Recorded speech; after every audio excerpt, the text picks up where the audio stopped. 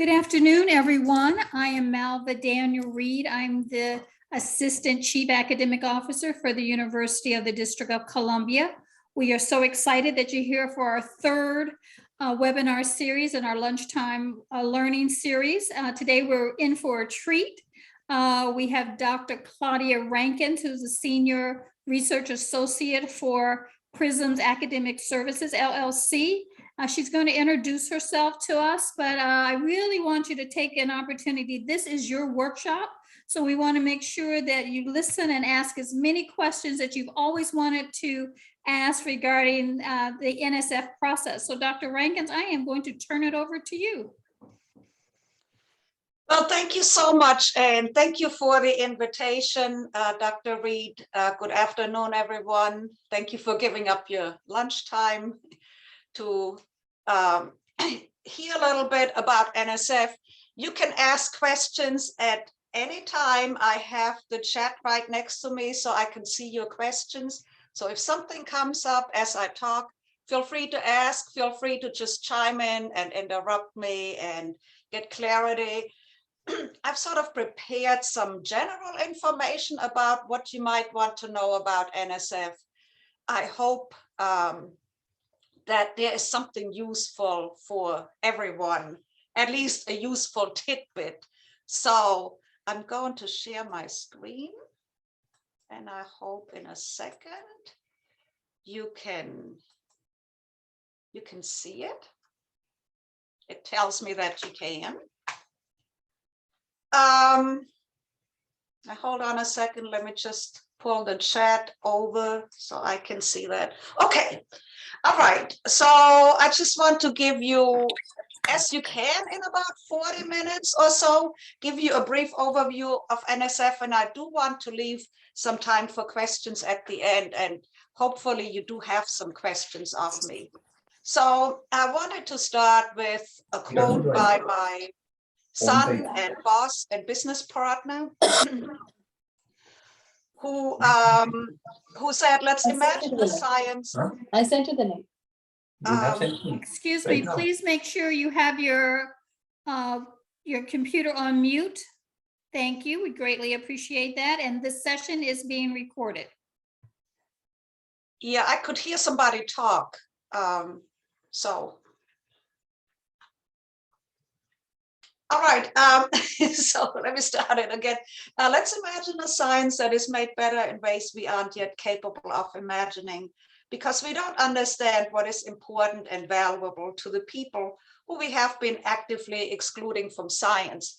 So specifically, you are working at an HBCU where we know ourselves what works well about the HBCU experience for students, but we really haven't done much writing about it, much research about it, put much in the literature about it.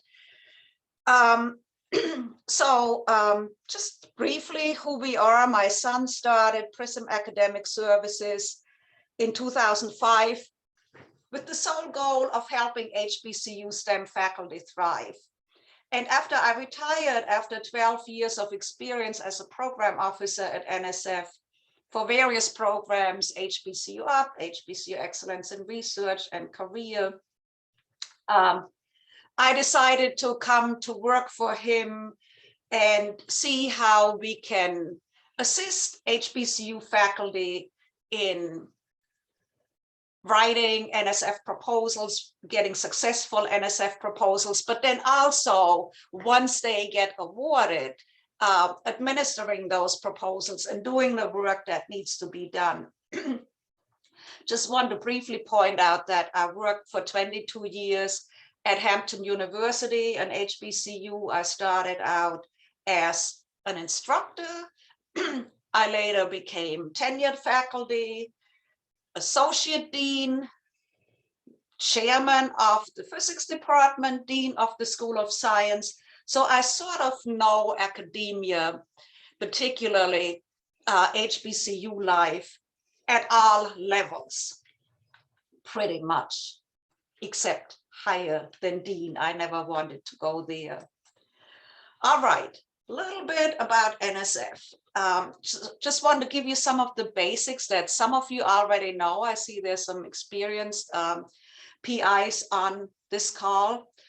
Last year, NSF had a budget of 8.8 billion for STEM research and education and human resource activities. Of those, about 7 million went to what we sort of call the traditional research in the research directorates, about 1 million for STEM education and human resource activities. NSF is the funding source for about 1/4 of federal supported basic research conducted by colleges and universities. In some disciplines, that's a lot higher, like in math, it's about 60%. And on the good news side, NSF makes about 11,000 new awards annually, primarily through grants. So here's where we come in. We want some of these 11,000 new awards to go to faculty at UDC. So NSF is interested in projects with intellectual merit and broader impacts. It funds research across all non-medical fields of science and engineering, and that includes the social and behavioral sciences. And I think some of you are sort of in areas like that. So I want to focus a little bit on what NSF funds beyond math and engineering and physics and the topics that we know they fund, biology, geosciences. So some of the other areas where we're not always sure, is this an NSF area or not? NSF also funds STEM education. They have what they call 10 big ideas and a lot of cross-cutting programs. Should go to the website and just familiarize yourself with a lot of that. Sometimes there are topics of interest that the current administration has. So right now it is manufacturing chips. That's the computer chips that go in cars and other things. That's a topic of interest to the administration. So then NSF gets asked to fund proposals in that area and gets extra funding for that because NSF is part of the executive branch. And also NSF is interested in technology transfer. What it does not fund is research with directly disease-related goals, clinical counseling, business administration or management, only STEM education, only STEM history. It's also not interested in pharmacologic and other interventions for disease prevention. So it's sometimes if you're in those areas, and I see some of you are in business management and public administration, and you may be in biology doing research that does in the end have disease-related goals. But if it's phrased properly, it could still fit into NSF's portfolio. So I'll talk a little bit later about if you're not sure, does this fit into an NSF program or not, how you should go about contacting the program officer beforehand, because just submitting a proposal that the program director deems not to fit is grounds for return without review, and that we wouldn't want to happen. So the merit review criteria, I bet everybody knows for NSF, potential to advance knowledge, but also potential to benefit society and contribute to desired societal outcomes. And those two criteria have to be addressed in all that you write. But reviewers are specifically asked to see if what you're proposing is creative and transformative, that what you're proposing is well organized and well reasoned, and that plan of what you're going to do, whether it's research or education related, is at the core of every proposal. They also are checking to see if your team is well qualified and if you have adequate resources available. Sometimes solicitations have extra review criteria that you need to be aware of. So if you're submitting to a program that has a program solicitation, then when you prepare your proposal, you follow both the solicitation as well as the document, the PAPPG document that guides you into how you write your proposal. Now, the PAPPG gives you general guidelines as to, you know, what your font size should be and how many pages you can do on what and what can go into your budget and not, and what your bio sketch should look like. But as far as what you're proposing, the PAPPG just says, make sure it's well reasoned and comprehensively written. So sometimes the solicitation then gives you some specifics as to what should be in your proposal. So look for both. Now, not every program has a solicitation.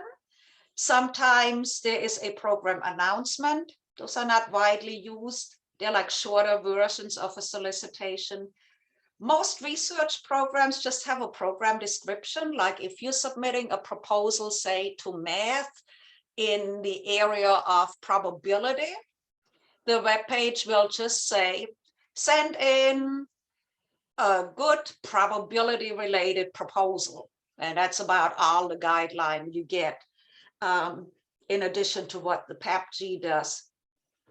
If you're submitting, say, to the HBCU undergraduate program or programs like that, there's much more information that details what the proposal should include. Also be aware of dear colleague letters. They sometimes come out and point you to very specific short-term sort of one-time announcements. So I remember, for example, last March, HBCU Up having a dear colleague letter where they said you could submit supplements to existing proposals, but also conference proposals and equipment proposals. And that was a great opportunity for somebody to get a piece of equipment. They actually made 2 such awards. I saw one to Florida A&M where they got a $900,000 piece of equipment that was awarded, and the proposal came in due to this dear colleague letter. So look out for those dear colleague letters when they come out. You can subscribe to these NSF announcements, and then you get emails every day about new solicitations, dear colleague letters, etc. So a couple of funding opportunities that, well, first of all, let me talk about some general funding opportunities. NSF has 300 programs to which you can apply, most of them in very specific areas of a STEM discipline. So if you are, say, a physicist who does research into gravitational waves, you will go to the NSF website. You would find the Math and Physical Sciences Directorate. You would go to the Physics Division, and then you would go to the Gravitational Waves program, and then you would see if it's theory or experimental, and then you would see the program officers' names, and you would contact them about the proposal you're about to submit and submit your proposal. I'm going to talk about some other opportunities besides those specific research opportunities.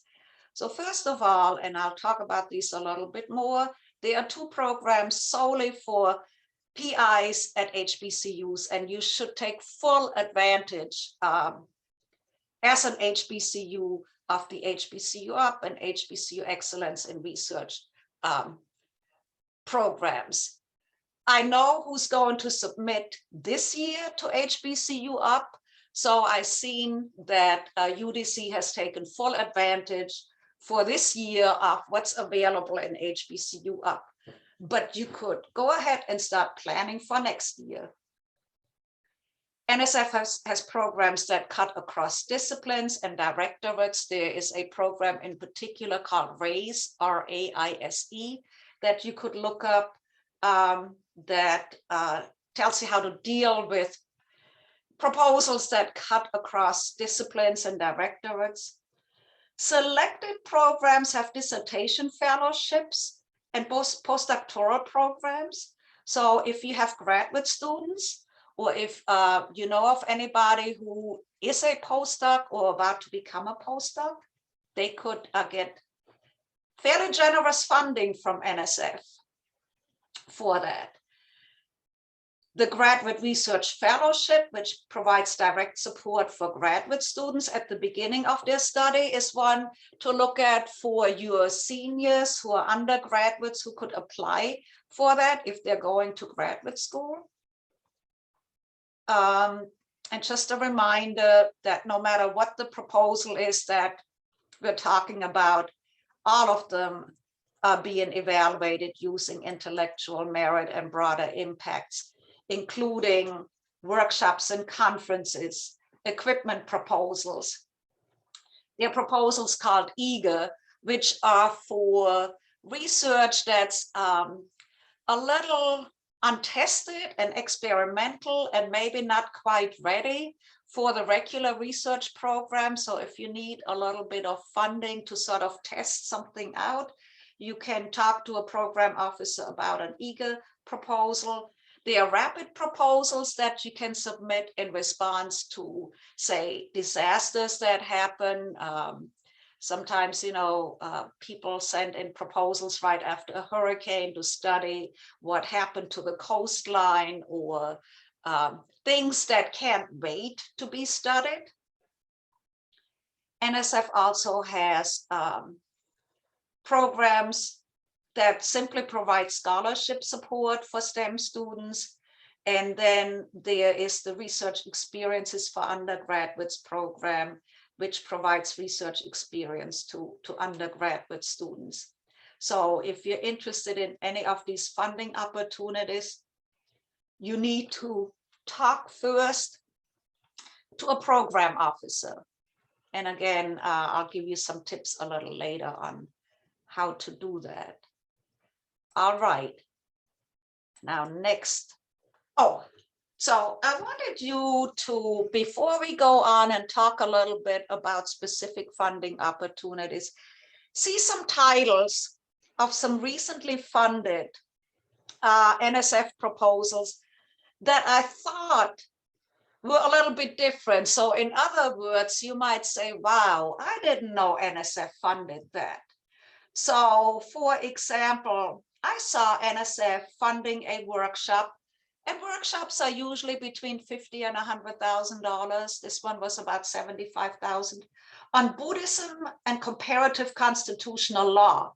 And the abstract said that this would open a new area of research, because in Buddhism, comparative constitutional law is not being discussed very much. I thought that was an interesting topic that I would actually not have thought NSF would fund, but here it is. I saw one, a career proposal. It was entitled Black Girl Brilliance and STEM Identity Development. Again, I put this on to show you, you can be honest with your title. You can be forward. You shouldn't disguise words. Just say what it is you want to study. I saw a proposal that is at the intersection of music and computational literacy and coding. Again, I thought that was very innovative to appeal to students, computer science students, who are not maybe the traditional computer science students. And so you see some others. There's one, healthcare, improving Alzheimer patients' caregiver relationship via smart healthcare technology. So the one thing that NSF does fund is technology supporting healthcare. The first one, measuring the social networks and community cultural wealth of Latina and Latino STEM undergraduate students. So I put these titles up here to encourage some of you. I saw somebody who signed up who is in the area of criminal justice, and others on here who may be in more health-related areas, that there are these programs at NSF that fund just not what we typically think NSF does fund. All right, so I'll go fairly briefly through some of these specific funding opportunities, because I do want to make sure that we have lots of time for questions and answers at the end. So I already hinted there are two specific funding opportunities for HBCU faculty. HBCU Excellence in Research. You basically submit a research proposal as you would to any of the 300 some NSF programs, but you submit it to a program that has funding specifically set aside for HBCU faculty. Your proposal then gets routed to a secondary program in a research directorate where it is then housed. And the thinking was that you get funded by the Excellence in Research program initially. And let's say you are in the gravitational waves program in physics, that program officer then has your award in their portfolio. They will know who you are. They will call you onto panels. They will talk to you about submitting a future proposal, and you will have found what we call a home at NSF. The HBCU program basically supports HBCU faculty through a number of mechanisms. There are institution-wide proposals called implementation. There are targeted infusion projects to improve very targeted things in a specific department or across some department. There is a research initiation award program for beginning investigators.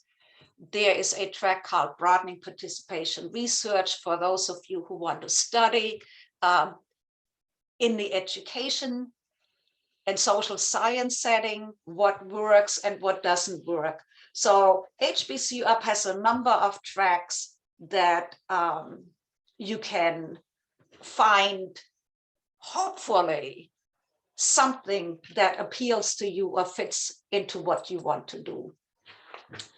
If you're interested in student and other education-specific funding opportunities, check out the Improving Undergraduate STEM Education, which supports novel approaches to teaching and learning.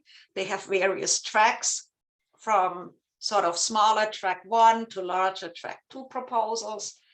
There is the STEM scholarship program, which provides scholarship opportunities. They are tracks for one institution. They are tracks for inter-institutional or cross-institutional awards. If you're interested in working just with a smaller number of students in the summer, you can write a research experiences for undergraduates proposal and work with students during the summer. There are also some funding opportunities for our researchers. So for example, if you're at the associate professor level or equivalent, you can write to the mid-career advancement. You can send your research proposal as a mid-career advancement proposal. Not every directorate participates in that. I noticed that, for example, biological sciences has also added this track for full professors. So you may want to look at that solicitation to see if it's applicable for you. if it's in a discipline in which you are engaged.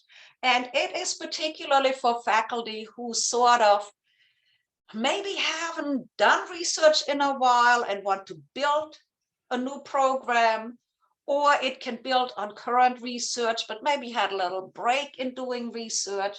So it takes all of that under consideration.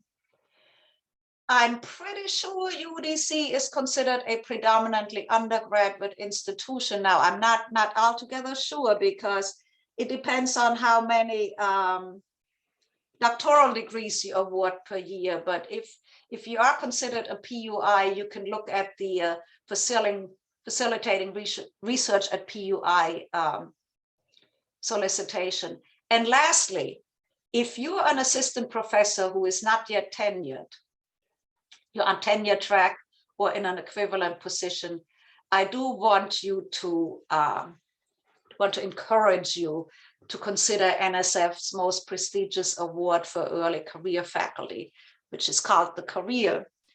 As a matter of fact, one of your own, Dr. Afia Frederick, has recently received a Career Award for just about an unheard funding level of almost $1.6 million.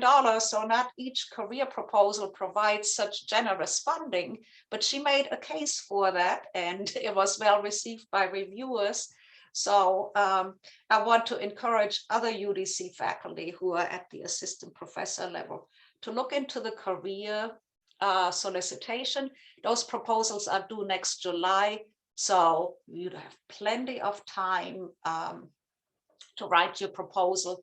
And by we, I mean PRISSEM, would be more than happy to assist you with that proposal. So consider the career if it's applicable for you.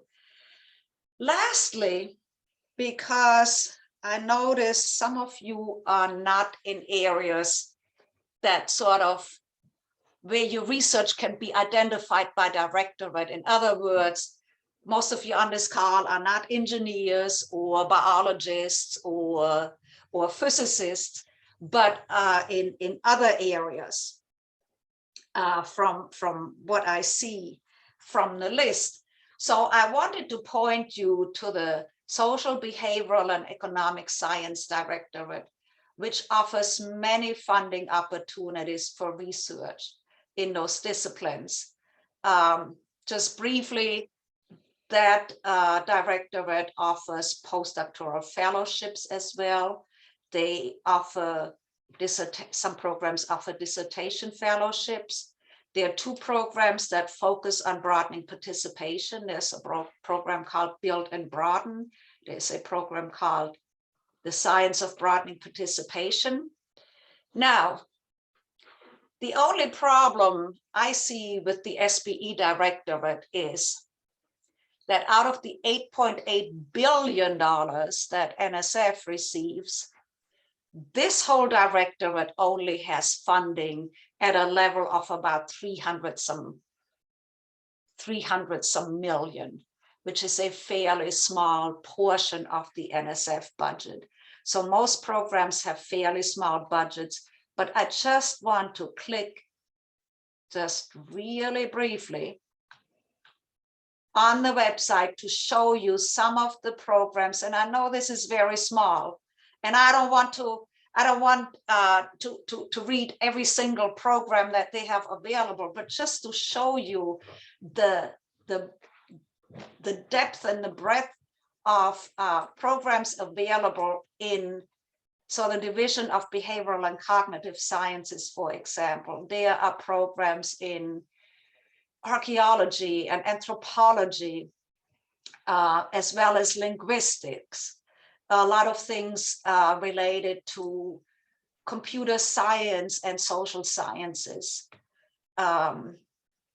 human networks, human environment, social psychology, Then there is the division of social and economic sciences, and I see some of you are in the business and public administration school.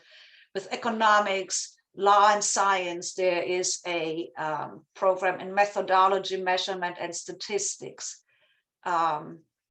Science and technology studies, science of organizations, secure and trustworthy cyberspace. I'm just reading some of them to show you what is available that maybe we didn't even think of in this Directorate of Social and Behavioral Sciences. So you might want to take the time, if this sort of looks like something you could be interested in, to go to the website and look a little bit more and contact some program officers to see if your research or your work or what you're planning to do might fit into that. So, promise I only have a few more slides and then let you talk. Some general tips on contacting program directors. Unless you're absolutely sure that what you're proposing fits into the program. So by that, I mean,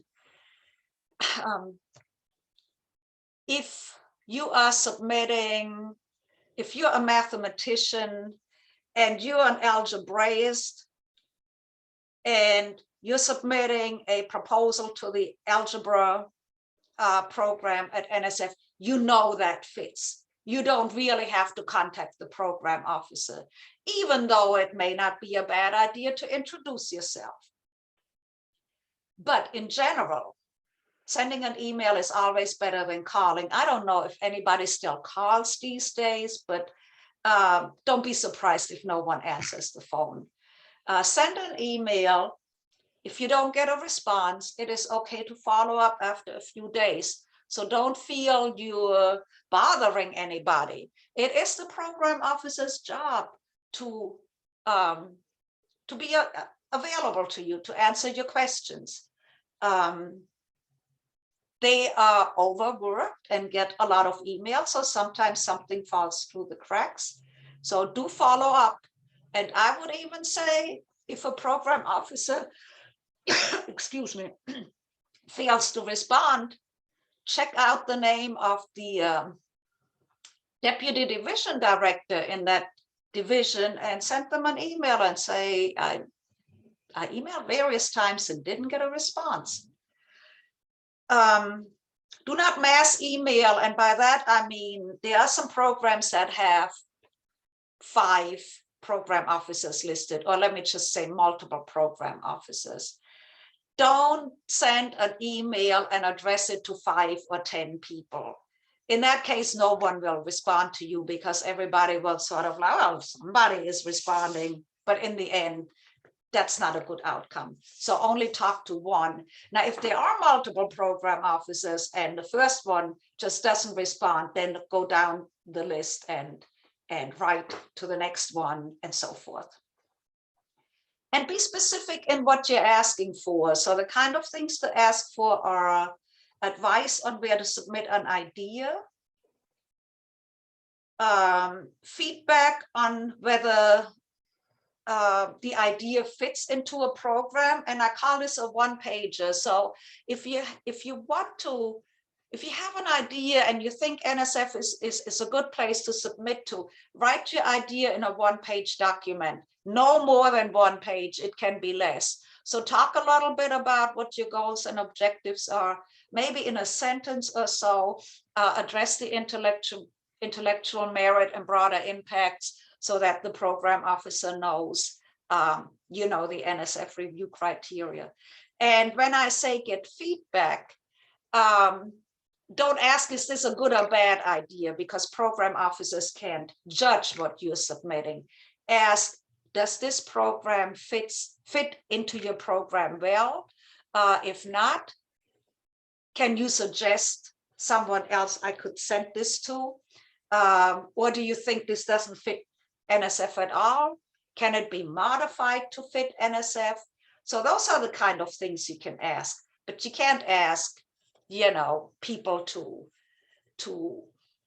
judge or rate your idea. You can also ask for procedural advice, but don't ask for things where the answers have been published by NSF, either in the solicitation or the PAPPG. So don't ask the program officer, when is your deadline? Or questions like that. Look that up someplace else.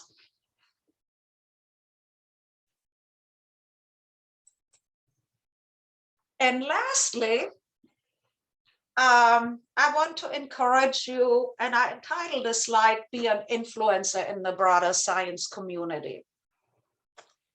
So when you become involved at NSF at any level, whether you realize that or not, you can be involved in the decision of what science gets funded and who gets to do science. And that sort of goes to my first slide of how many, particularly from non-research intensive institutions, from smaller institutions, from members of groups that are or were historically disenfranchised and not included in science, you get to be part of the decision of what science gets funded and who gets to do science. So send your CV to the program director if you're interested in serving or on a panel. I know it's a lot of work being on a panel, and you do a service to NSF by reviewing proposals for them, but look at the benefits to you. You get to see what these panel discussions are like, what other reviewers are looking for and how the discussions go. And B, you get to be one of those persons who gets to voice an opinion. So every panel has like one or two really outspoken persons who get their point across, and sometimes get proposals declined that initially rated very highly, or they get proposals recommended for award. And I shouldn't say declined, recommended for declination. They get proposals in the highly competitive category that initially no one liked. There is that dynamic on the panel. So you can be one of those persons who advocates for a proposal that you really like, that the other panelists like less, because maybe it is from an HBCU and the other panelists will say, well, HBCUs don't have any research infrastructure. Why should we fund them? And you get to say, well, they do have research infrastructure and we do science at HBCUs. So get involved. If it fits into your career goals, and I would say that's not when you're an assistant professor, that's later in life, consider serving a year or two or so as a rotating program officer. They always announce the openings on the NSF website. And also serve on NSF committees or advisory boards. There are a number of those committees. There are committees at the program level. There are committees at the division level. There are committees at the directorate level. And then there's, of course, these higher level boards. Your own VP for research serves as the co-chair of the National Science Board. And that's the oversight board that gets to tell NSF what to do and not to do. So you can see how you can be an influencer by being involved at NSF. And then I just have one last quote sort of from one of my favorite faculty members who said, do you understand, cultivate, and guard the most impactful and unique aspect of your work as a scholar? Not what an institution or mentor prioritizes and tells you is important, but what is important to you. What is the unique thing you offer? Why do you want to do this research? Why are you writing this proposal? How does it fit into your goals? To get to the point in your career that you want to get to. So I talked a lot. Sorry about that. And I really, really hope that you do have some questions for me. And if you do so, you can either raise your hand or just unmute yourself and ask the question. Just jump right in. So Dr. Rankins, thank you so much for this super informative presentation. I want to kick us off and I'll let everyone, and Dr. Rankins is very serious, ask questions now because this is a grand opportunity to get some firsthand, up close and personal information. One of the things that you said about making NSF your home. So Yes. if you have put in previous proposals and say that they haven't been accepted, what's the process of me not to get discouraged, but to continue doing something so that one day I am successful? That is an excellent question, because the first thing we tend to do when a declination comes in is be a little despondent, put it aside and say, this is just not for me. So first of all, you saw on my second slide or so that only 25% of proposals get funded. And for first-time submissions, that's even fewer. If you do get declined, digest a little bit what reviewers said. Don't think what reviewers said is like the Bible, right? Some reviewers can be off the mark. Look through the reviews and see what can you take away from that? What do you agree with? Yeah, I really wasn't clear here. Or yeah, I should have included that or not included that. And then make an appointment with the program officer. So that's step number 2. But do that once you're past the stage where you're being defensive, okay? Approach it with an open mind, listen to the program officer, and ask them, in your opinion, because they declined you, not the panel, what is it I need to do better? And does this even fit into your program, or should I approach a different program officer? So have that conversation, and then really don't just revise your proposal. I mean, sort of, and I'm not saying you have to rewrite everything, but think about the proposal afresh and new. So I have a few questions here, and Ravi, I see, Dr. Chinda, I see you have one too, but let me answer the 2 in the chat right quick. If you don't have an extensive publication record, I think I have a great track for you, because if you're submitting to, say, the research directorates, they do look at your publication record. But it goes partly into the second question, where Amir asked, what is the difference between the NSF Research Initiation Award and Excellence in Research Award? So HBCU Up has this track called Research Initiation Awards for faculty who don't have an extensive publication record and have not had any federal funding in the past 3 years. They understand your unique circumstance of where you are and give you a sort of, so it's almost like the starter package that your institution can't afford to give you. You get $300,000 for 3 years to get your research going, to collect that data you need, to do the publications you'll need. For the excellence in research, a little bit more is already expected. It's expected that you do have some publications, and that you had done some research. The other sort of big difference is each institution can only submit 2 RIA proposals, but an unlimited number of excellence in research. So you can, for an excellence in research, make the case that you do not have an extensive publication record, and try and convince the reviewers that your research is of such importance that it does need to be funded. So I hope I answered those questions satisfactorily.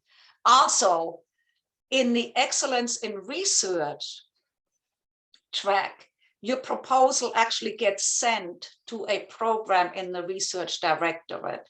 So that goes back to the home thing, Dr. Reed. Once, and I did have a slide once that showed, this was actually a professor of mine. He taught me quantum field theory at Hampton University. Once he had one proposal funded in his discipline, how every 3 years, like clockwork, that program funded him again and again and again. His title every single time was hadronic structures and dynamics. He didn't even change the title. I'm sure he changed the research, but he found his home, and he just had to write a good proposal every 3 years, and he kept getting funded. All right, sorry, that was a long answer. Dr. Chinde, did you have a question? Yeah, I just wanted to ask you the scale of the awards. For example, let me be more specific. For example, I'm interested in just getting purchase of a database funded. I really don't need any other support for, it's a secondary database that's available for purchase, and it's being offered by another federal agency, AHRQ, Agency for Healthcare Research and Quality, and it costs about $1,000. So the request for funding is just $1,000. It's not multi-million-dollar, not a large scale investment. While I can while I can go to seek funding within University of District of Columbia, but the process is oftentimes uncertain, time consuming, and to say the least, uncertain. Well, so let me give you the bad news then. You can't just submit such a request to NSF. There has to be a research proposal written around it. Of course, right. Yeah. And so when you're talking about time consuming, No, let me correct. I said seeking $1,000 to fund the purchase of a database within the University of District of Columbia may be time consuming and oftentimes uncertain given the budget constraints we have. Yeah. So I'm thinking I surely have a research proposal, why I need the database and so forth. But the scale of request is so small, just $1,000. So yeah, I mean, you can. I don't think, I have never seen anybody submit an NSF proposal for just $1,000. So you'd have to submit a research proposal, and this would be part of what you're asking for. The other option you have is if you have colleagues that are funded in similar areas, they could submit a supplemental request for that to NSF. But to me, it would make no sense if that's all you need to write a proposal to the National Science Foundation. You know, first of all, you're talking about uncertainty. There is also uncertainty in whether you get funded or not. And you really, so you really would have to write the full proposal with a full budget. I don't know. I'm sorry, I don't have better news for you, but I think you might do better seeking some funding through the university for that. Thank you. Okay, sorry. Dr. Aurora, I'm sure. You have your hand up? Yeah. Hi. It's not a question. I have a comment. I'd like to thank Claudia, Dr. Rankins here. She really helped me for submitting my excellence in research proposal. I know I had a turnaround time of just 2-3 days. So thank you, Dr. Claudia, for doing that for us. Your feedback was amazing. I know we got like 3-4 feedback from different people at your end. Again, I don't know whether it'll get funded or not, but really, I really appreciate the time around that it took. And I mean, it was so quick. So thank you for doing that for us. Thank you. Well, I'm glad you did get that proposal submitted because Yes. and in general, we don't like very last minute requests. I mean, we do try the best we can, but when we work with faculty, and we'd be happy to work with anybody who's planning to submit a proposal on this call, when we'd like it to be more of a give and take kind of thing, like we give you some feedback and then we'll see what you do with that feedback and then give you a little bit more feedback. But sometimes it is a last minute thing, and hopefully you were able to make a few tweaks to your proposal, and wish you the very best. So thank you. Yeah, thank you. Dr. Rankins, a quick question on that one. So what is the suggested time that we should submit the proposal to you so that it's an adequate turnaround for that? So, and I mean, for full disclosure, we are going to work with the Vice President for Research at UDC, hopefully very soon. There sort of are 2 ways we can do things. We can work with you like long term, like over a year. If, for example, there's anybody on this call who says, yes, I want to submit a career proposal, we could sort of start talking now and meet maybe once a month or every 2 weeks, work on little things. If you say are submitting to the HBCU Up deadline next month, then then we need to start looking at that. So a month or 6 weeks typically, because it takes, we usually ask for about a week to give you feedback, and then you need to incorporate the feedback, and then there might be more feedback and more questions. So 2 months is a good time to work prior to a proposal. Okay, point noted. Thank you. Thank you so much. It doesn't always work out like that. Thank you. Most faculty are like students, the students who write their term paper the night before it's due. Yeah, we write our proposals the night before it's due. Exactly. There is a question in the chat, Dr. Rankins. Oh, yes. What are the criteria to decide which 2 faculty can submit the NSF RIA for proposal? I would suggest you contact your sponsored research office. If you submit to any NSF solicitation that has limits, so the HBCU Up solicitation has limits, like for the targeted infusion, it's 2, for the RIAs, it's 2. STEM, for example, the scholarship one, each school at a university can submit one. Talk to your sponsored research office about that. They have a process in place for if multiple, I don't know what you intend to submit, I guess, that you send to your SRO.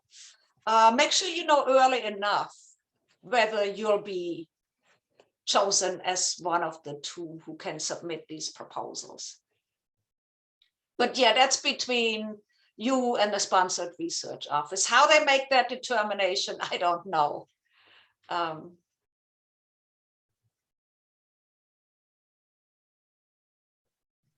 Okay, so I have one question. We have a couple more minutes. All right, so going back to the question of, I don't have a lot of research, already in the queue or publications. if I'm a new faculty member, maybe just graduated from, with my Oh. PhD and maybe I did a postdoc, maybe I didn't. What is some tips on how do I get started to really engage in this so it becomes a part of my career for the rest of my life? That's a good question.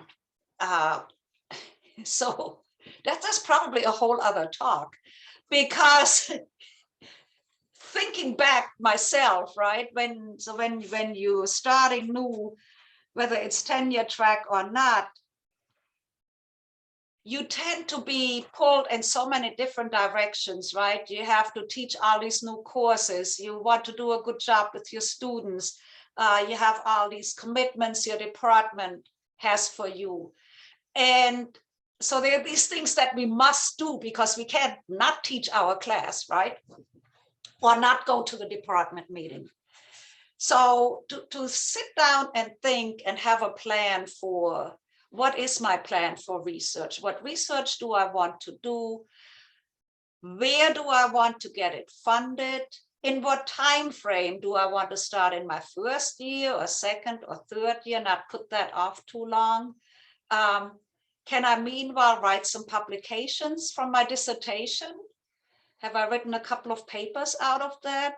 But have a plan and then set dedicated time aside, just like you set time aside for all the other things that you do.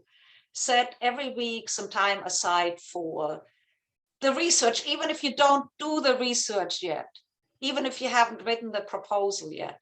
Set time aside for writing. And then have a plan. And then if you're submitting a proposal to NSF, talk to us. We'll talk to you and sort of talk you through the process, because it is a scary process for the first time. I realize that. And we can give you some tips on where to apply and what to do. But yeah, come up with a plan for yourself.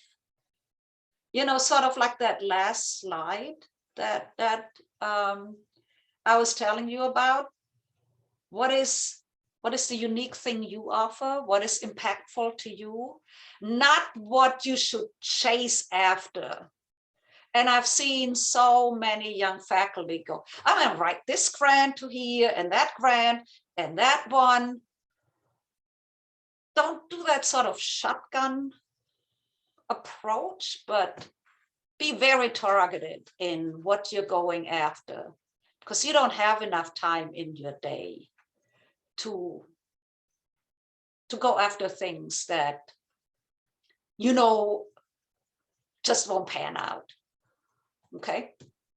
I hope that answer helps. Okay, Dr. Aurora, Amit Aurora, I'll let you be the last question.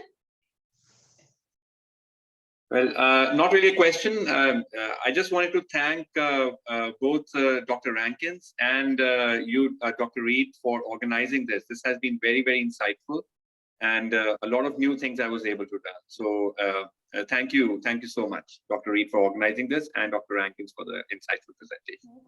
Yeah, the session is recorded, so we will have it up on our website probably by the end of the week. David is my cohort who's putting it together. But Dr. Rankins, again, words cannot begin to express the information that was shared in this presentation. I can almost hear it like every other month to kind of keep you on track. So I really want to encourage those people who are on the participants on the call, please reach out to her.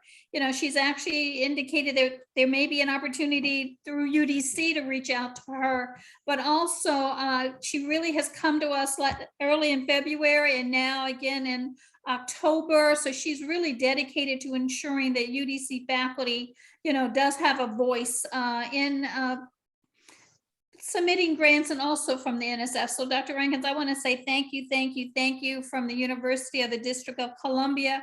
We will continue to have a dialogue and I really appreciate the questions that people have offered to us today. So thank you so much. Yes, thank you too. The many questions made me happy. And